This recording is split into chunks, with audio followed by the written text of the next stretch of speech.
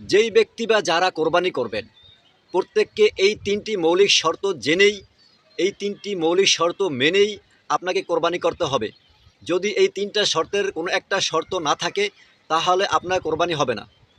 ১ নম্বর শর্ত, আপনি যে কোরবানি করবেন এই কোরবানির উদ্দেশ্য হতে হবে একমাত্র আল্লাহকে সন্তুষ্টি এবং খুশি করা। যদি অন্য কোনো উদ্দেশ্য থেকে থাকে তাহলে পরিহার করতে হবে, না হয় আপনার কোরবানি কবুল হবে না। ২ নম্বর, আপনি যে কোরবানি করবেন এই কোরবানি করার পশুর জন্য যে টাকা প্রয়োজন এই টাকাটা সম্পূর্ণভাবে হালাল হতে হবে। আপনার এই টাকার মধ্যে যদি সামান্য পরিমাণও হারাম থেকে থাকে তাহলে আপনার কোরবানি আল্লাহর দরবারে কবুল হবে না। ৩ নম্বর, আপনি যে কোরবানি করবেন কোরবানির দিন অর্থাৎ ঈদুল আজহারের নামাজ পড়ে এসে আপনি কোরবানি করবেন।